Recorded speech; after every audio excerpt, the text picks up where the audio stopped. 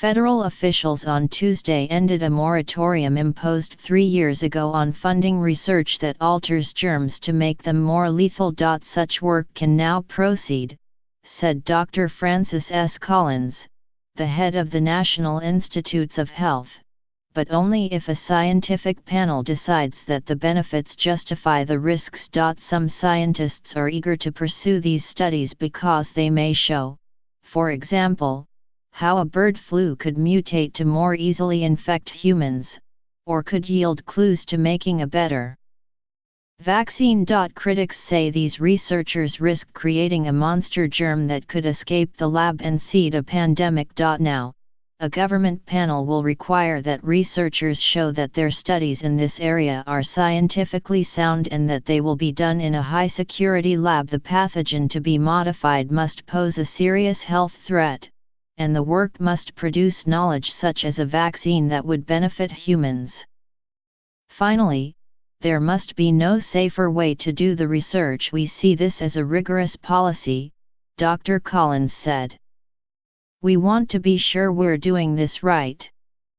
In October 2014, all federal funding was halted on efforts to make 3 viruses more dangerous: the flu virus, and those causing Middle East Respiratory Syndrome, MERS, and Severe Acute Respiratory Syndrome, SARS.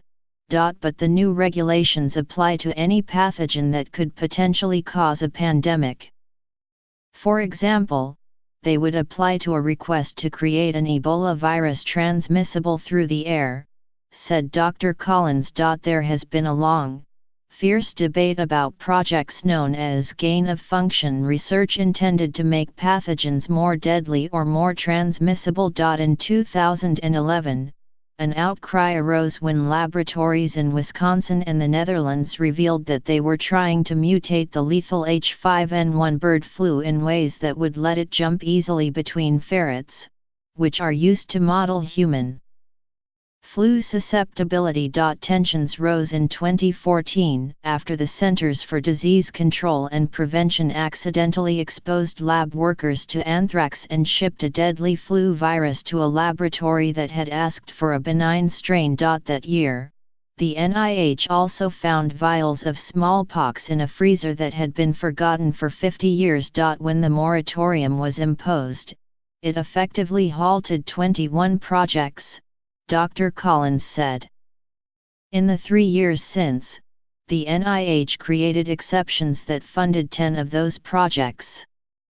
5 were flu-related, and 5 concerned the MERS virus. That virus is a coronavirus carried by camels that has infected about 2,100 people since it was discovered in 2012, and has killed about a third of them, according to the World Health Organization. Critics of such research had mixed reactions. There's less than meets the eye, said Richard H. Abright, a molecular biologist and bioweapons expert at Rutgers University. Although he applauded the requirement for review panels, he said he would prefer independent panels to government ones. He also wanted the rules to cover all such research rather than just government-funded work, as well as clearer minimum safety standards and a mandate that the benefits outweigh the risks instead of merely justifying them. Mark Lipsitch, an epidemiologist who directs the Center for Communicable Disease Dynamics at the Harvard School of Public Health, called review panels a small step forward. Recent disease-enhancing experiments, he said, have given us some modest scientific knowledge and done almost nothing to improve our preparedness for pandemics, and yet risked creating an accidental pandemic. Therefore, he said, he hoped the panels would turn down such work. Michael T. Osterholm, director of the Center for Infectious Disease Research and Policy at the University of Minnesota, said he believed some laboratories could do such work safely, but wanted restrictions on what they could publish if someone finds a way to make the Ebola virus more dangerous.